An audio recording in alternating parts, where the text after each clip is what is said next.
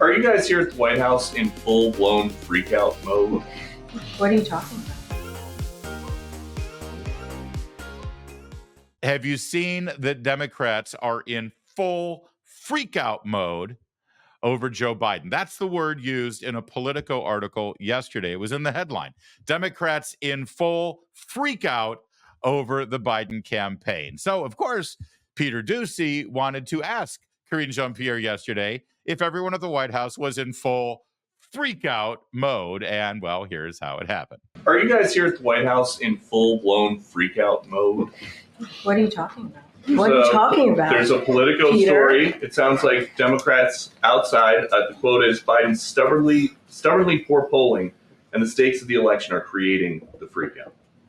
So, again, I'm going to be mindful. I'm not going to comment on 2024 election. I will say this. The president has never forgotten where he came from, who he is. He understands what the American people are going through as they're sitting around the kitchen table. You hear the president talk about his time growing up, where he watched his family having to sit around the kitchen table, making incredibly difficult decisions. And the president has always said he's going to fight for communities that have been forgotten. And you see that in the policies, economic policies that he's put forward. He's going to continue to fight for the middle class. He's going to continue to fight in every way that he can. You heard me at the beginning talk about junk fees, incredibly important. And he's going to continue to fight and to make sure that corporation greed doesn't continue to take hold. That is something that he's been very clear about, while Republicans are doing the opposite. They put out a policy where they want to give a big tax break to the wealthiest among us, billionaires and corporations. That's not what the president wants to do. Well, that, I guess, confirms it. They are, in fact, in full-blown freak-out mode. Did you hear that? That didn't answer anything. And basically said, President Biden really cares, and he's going to fix all the problems, and Republicans are going to cause all the problems, so everything's fine. Pay no attention to the polls or anything else going on, and certainly don't pay attention to Joe Biden falling down uncontrollably, unable to complete a sentence, and apparently falling asleep at Arlington Cemetery yesterday for Memorial Day. Yes, of course, they are in full-blown freakout. They have spent the last several months not talking about any solutions having to do with the border or national security or foreign policy or immigration or crime in the streets or inflation or interest rates or unemployment or anything that the American people care about. Energy prices, prices at the grocery store, supply chain issues. We could go on and on and on. They don't talk about any of that.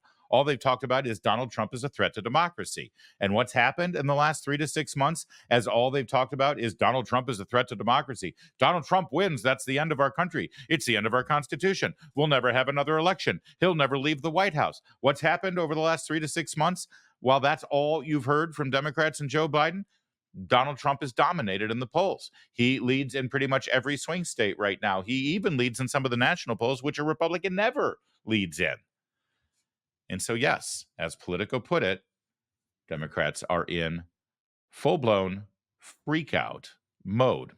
And strangely, in this Politico article, you see something you never see in these cases, and that is people giving their names.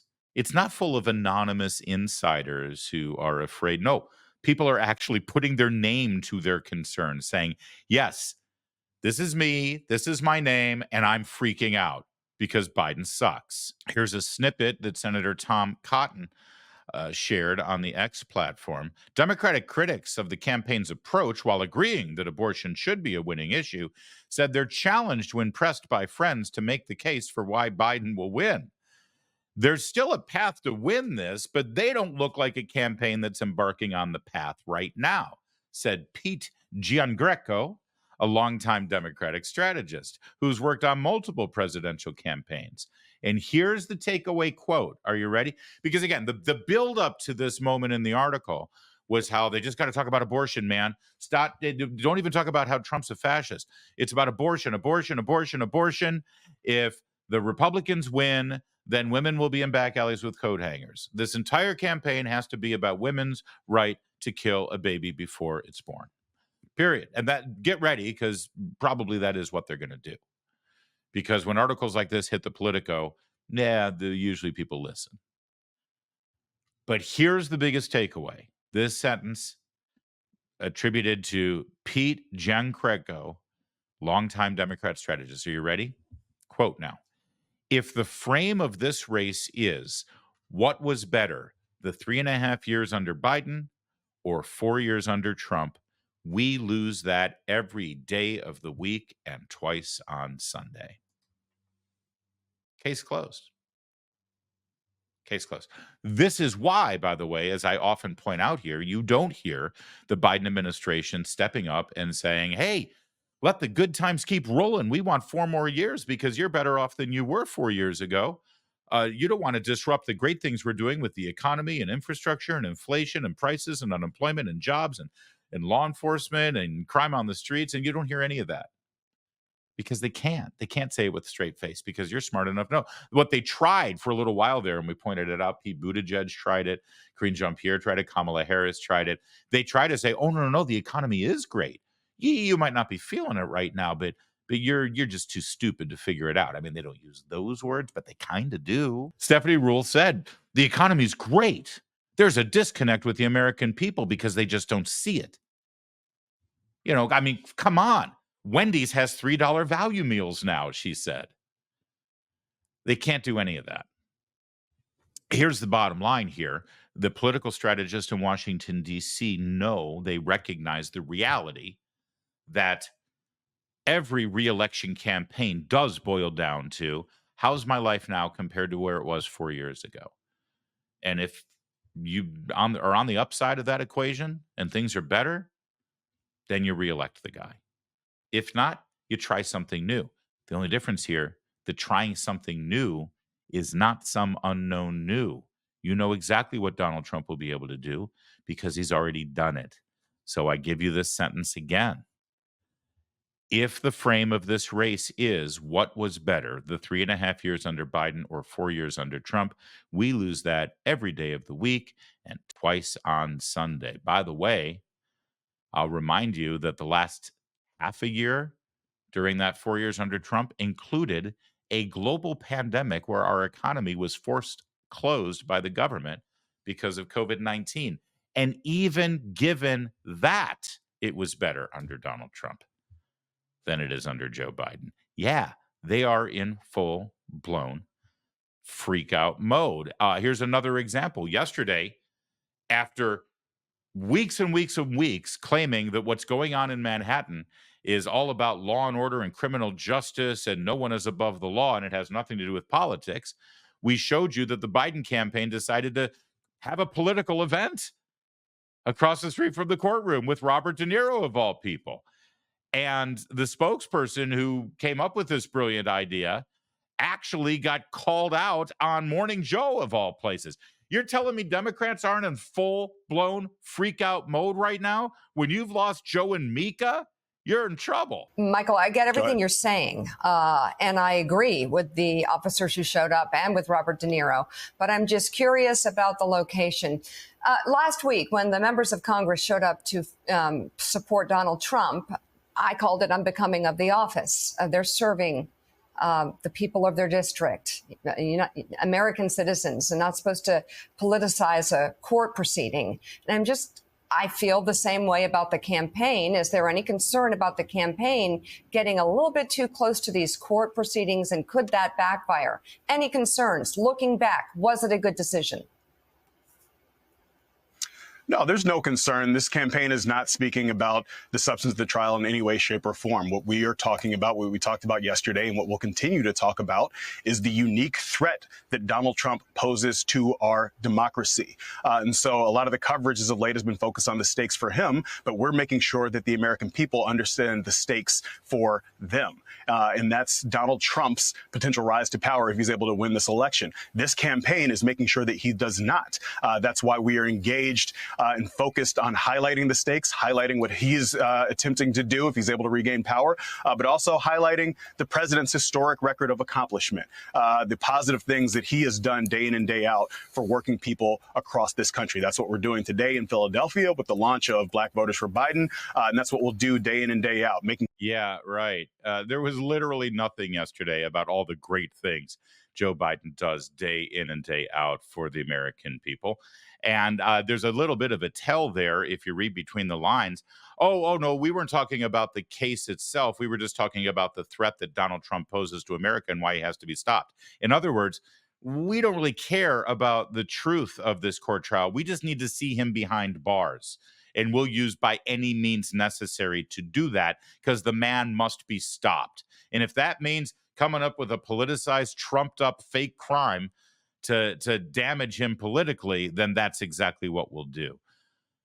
But you just saw the spokesperson say at the end there that that's what we're going to be doing today in Philadelphia as we reveal this new initiative to get black votes in that city and presumably across the country. Well, okay, let's check in on Philadelphia and see what's happening there with voters on the ground and how they feel about Joe Biden's performance.